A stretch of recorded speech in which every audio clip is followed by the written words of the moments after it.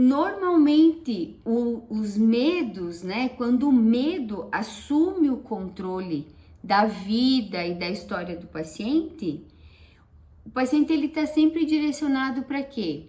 Para evitar as situações que geram medo, para ansiedade, e aí ansiedade, síndrome do pânico, fobia, né?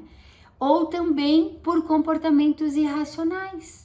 Às vezes acontecem os toques, né? Os transtornos obsessivos compulsivos, que é, se eu verificar 5 vezes a porta, eu tenho clareza de que eu fechei a porta e que ninguém, né, nenhum ladrão vai entrar na minha casa.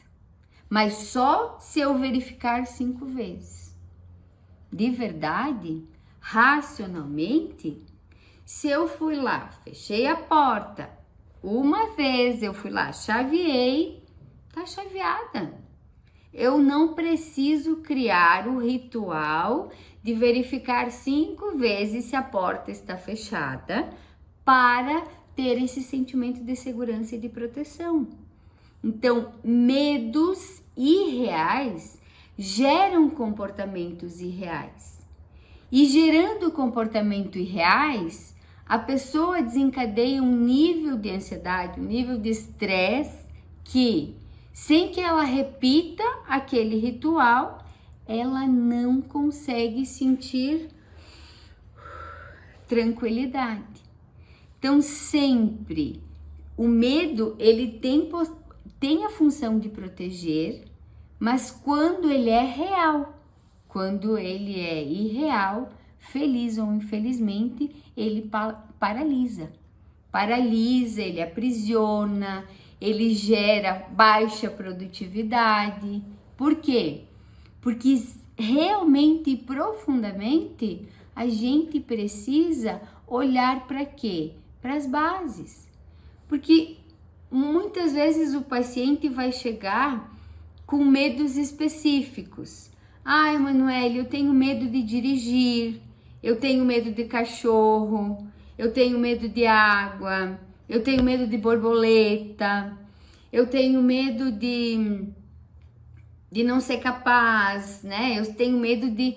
Porque vários são os medos.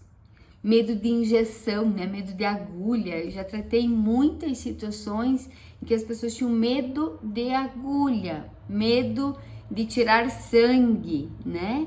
Então, assim, muitas vezes são medos específicos, com uma causa, digamos assim, e existem vários outros medos que eles são mais difusos, digamos assim. Eu tenho medo de falar em público, eu tenho medo de mudar, eu tenho medo de falar com estranhos, eu tenho medo de voar, eu tenho medo do fracasso.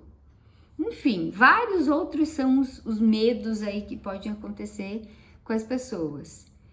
E uma frase que para mim é muito real e que dentro do processo clínico eu percebo muito com os pacientes que eu atendo é que o medo, ele tá sempre disposto a ver as coisas piores do que são.